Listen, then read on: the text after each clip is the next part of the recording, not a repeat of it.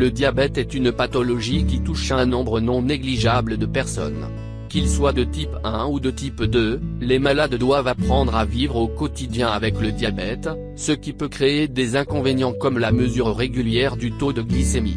Il est donc fondamental pour les personnes atteintes du diabète d'avoir une alimentation qui n'est pas trop riche en sucre. Et justement, le pain est un aliment qui a mauvaise réputation pour les diabétiques. On dit souvent que le pain est un aliment à ne pas consommer en cas de diabète. Nous allons voir que ce diagnostic est erroné, et que certaines variétés de pain peuvent être mangées. Découvrez avec nous maintenant ce que vous devez savoir sur la consommation de pain lorsque vous êtes diabétique. Analysez les nutriments. Il est important de savoir ce que vous recherchez. Par exemple, recherchez-vous un pain strictement hypocalorique et pauvre en glucides? Si tel est le cas, vous pouvez trouver de très bonnes options. Cependant, ces choix peuvent contenir des ingrédients, des arômes et autres additifs artificiels. Ou cherchez-vous un pain biologique, sans OGM et qui contient une bonne quantité de fibres et de protéines? Ces options sont également disponibles, cependant, vous devrez peut-être dépenser plus d'argent sur des pains comme celui-ci. Quel que soit le type de pain que vous recherchez, respectez certaines consignes pour vous aider à prendre une décision éclairée. Nous avons également inclus quelques bons choix, dont beaucoup ont été recommandés par des personnes atteintes de diabète ainsi que par d'autres éducateurs agréés en diabète. Il y a quelque chose pour chacun. Et si vous n'êtes pas sûr que votre pain soit le meilleur pour vous, consultez votre diététiste ou votre éducateur agréé en diabète.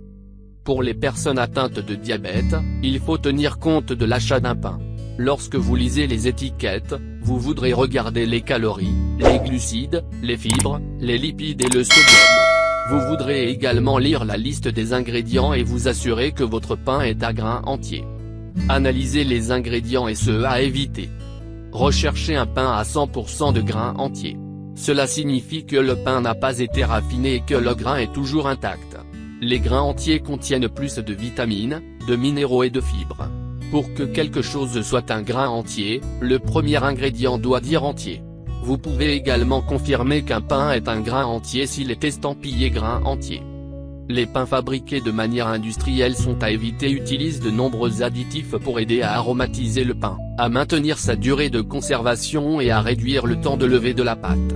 Les additifs sont considérés comme sûrs par la FDA dans les quantités présentées dans le pain, mais cela ne les rend pas idéaux. Le sirop de maïs à haute teneur en fructose, associé à l'obésité et à d'autres problèmes de santé, les huiles partiellement hydrogénées, acides gras trans, les agents conditionneurs de pâte et les colorants artificiels sont également des ingrédients à éviter.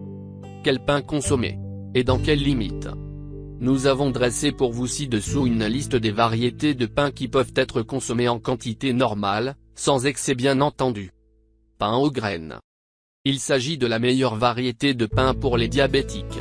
Un pain composé à 100% de grains entiers est un pain fabriqué avec le grain entier intact, ce qui augmente son profil nutritionnel et abaisse généralement son indice glycémique, la rapidité avec laquelle la glycémie augmente après l'avoir consommé. Le pain aux graines ne se limite pas au blé entier. Les autres pains de grains entiers peuvent inclure le seigle, l'orge, l'avoine, le quinoa, l'amarante et le mil.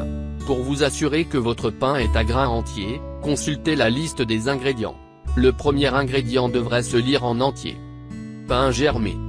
Les pains germés ne contiennent pas de farine, ils sont fabriqués à partir de grains germés, de haricots et de graines dans de l'eau et combinés à des grains vivants fraîchement germés. Ensuite, ils sont mélangés à la pâte et cuits lentement au four. Ce processus aide à réduire l'index glycémique du pain et améliore le profil nutritionnel. La plupart des grains germés contiennent les 9 acides aminés essentiels et sont riches en protéines et en fibres. Ils peuvent fournir une texture plus dure et doivent être conservés au congélateur pour une fraîcheur optimale.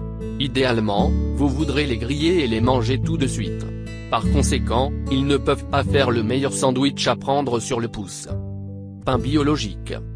Les pains biologiques sont fabriqués avec des ingrédients biologiques et sont fabriqués sans utiliser de pesticides classiques, d'engrais à base d'ingrédients synthétiques ou de boues d'épuration, de bio-ingénierie ou de radiation ionisante, ce qui signifie qu'ils ne contiennent aucun pesticide, herbicide ou ingrédient génétiquement modifié.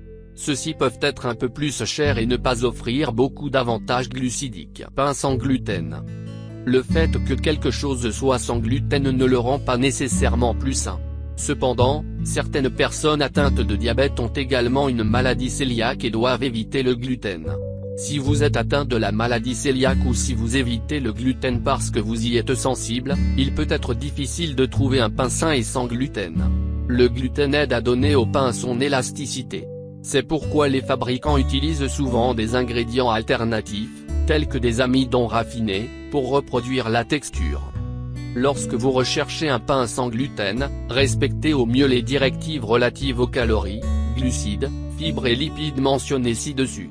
Vous voudrez également essayer de choisir celui qui contient des grains entiers, tels que le riz brun, le mil et le quinoa. Il ne vous reste plus qu'à faire le bon choix qui correspond le mieux à votre diabète. Pour toute interrogation, n'hésitez pas à poser la question à votre nutritionniste.